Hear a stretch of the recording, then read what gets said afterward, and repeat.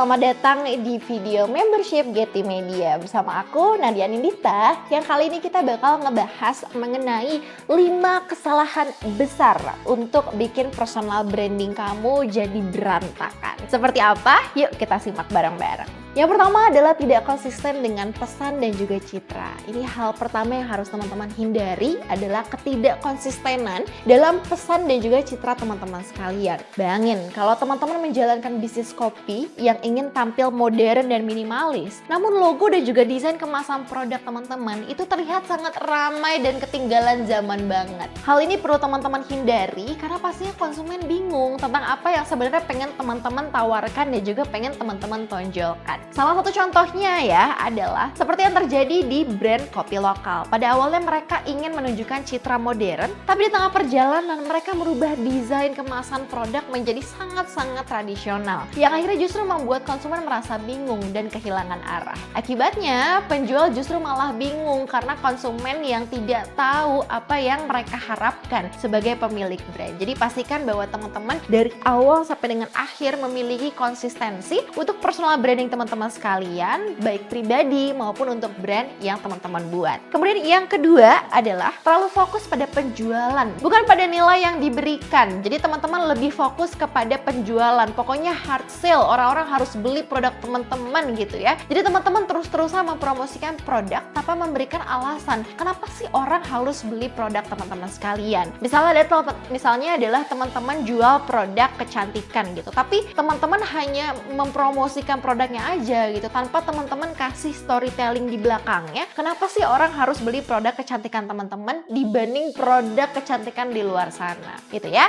Salah satu contoh lain adalah sebuah toko online fashion yang sempat populer, namun sekarang kehilangan banyak sekali pelanggan karena setiap postingan di Instagramnya hanya berisi diskon besar, atau beli satu gratis satu, atau diskon 75% atau cuci gudang gitu ya. Meskipun konsumen suka dengan diskon-diskon, tapi mereka merasa bahwa tidak mendapatkan nilai lebih atas pembelian produk tersebut. Lama-kelamaan followers mereka mulai berkurang karena konten-konten yang mereka hasilkan tidak berfokus pada transaksi, tapi hanya berfokus pada promosi produk saja dan tidak berfokus pada nilai-nilai kenapa sih orang harus membeli produk tersebut. Kemudian yang ketiga adalah tidak autentik atau terlalu berpura-pura. Nah, ini siapa nih ya? Kebanyakan orang bingung ya, gimana sih caranya bikin personal branding yang tepat gitu, atau udah cocok belum sih personal branding yang aku buat gitu ya. Akhirnya jadi mengada-ngada, akhirnya jadi berpura-pura gitu ya. Personal branding yang sukses itu dibangun dari keaslian teman-teman. Jadi jangan mencoba-coba menjadi orang lain hanya untuk terlihat lebih sukses atau terlihat lebih menarik gitu ya. Seperti contohnya adalah dari salah satu influencer yang mencoba membangun personal branding dia sebagai seorang ahli bisnis. Padahal latar belakangnya bukan di bidang tersebut. Dalam beberapa bulan dia mulai kehilangan kepercayaan audiens karena terlihat seperti berpura-pura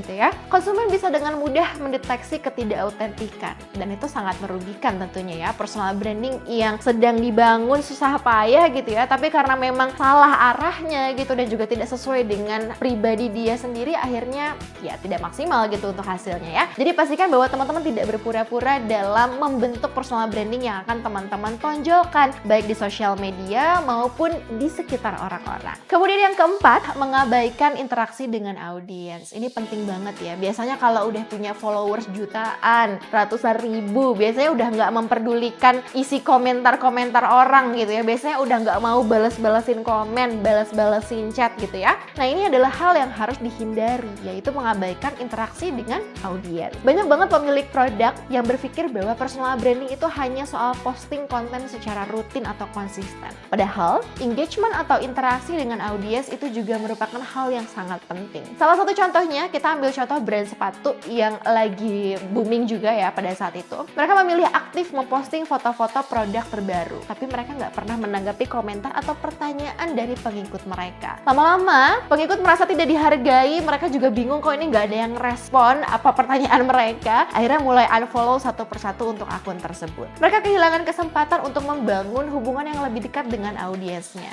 Jadi saran aku adalah kalau teman-teman sudah punya walaupun jutaan followers, tapi yuk dicek yuk untuk kolom komentarnya. Siapa tahu itu juga menjadi masukan yang penting buat teman-teman sekalian. Atau mungkin ada pertanyaan, Kak, kalau aku mau kolaborasi, aku harus menghubungi kemana? Nah, itu kan salah satu kunci penting supaya teman-teman bisa dipercaya sama konsumen. Jadi pastikan jangan mengabaikan, minimal teman-teman ada waktu untuk teman-teman balas atau teman-teman respon ya, boleh dari story, boleh dari balas-balasin komen, dan lain sebagainya. Jangan sampai diabaikan. Kemudian yang terakhir, yang kelima adalah tidak memiliki rencana jangka panjang. Hindari bahwa teman-teman tidak memiliki rencana jangka panjang. Personal branding bukanlah sesuatu yang instan teman-teman ya. Tanpa strategi yang matang, kamu pasti bisa kehilangan arah dan juga konsistensi dalam perjalanan membangun brand atau membangun personal branding yang tepat untuk diri kamu. Sebagai contoh adalah sebuah brand makanan ringan yang pernah mencoba meningkatkan penjualan dengan melakukan berbagai promosi besar-besaran tapi dalam waktu singkat. Meskipun awalnya mendapat perhatian dari publik, mereka tidak memiliki strategi lanjutan. Setelah mereka udah diskon nih besar-besaran, akhirnya publik tertarik gitu ya. Setelah itu mereka lost, mereka kehilangan strategi ke depannya mau seperti apa. Jadi setelah promosi berakhir, penjualan kembali menurun dan konsumen merasa bahwa brand tersebut hanya melakukan flash sale atau fokus pada keuntungan sesaat aja dan tidak memiliki visi jangka panjang. Jadi bahaya banget ya. Kalau teman-teman punya strategi, pastikan bahwa strategi tersebut bisa berkelanjutan atau bisa berkepanjangan. Jadi bukan hanya sebulan 2 bulan, tapi bisa terus teman-teman gunakan strategi tersebut supaya konsumen lebih mempercayai produk teman-teman sekalian dan tentunya teman-teman dipercaya menjadi lebih konsisten.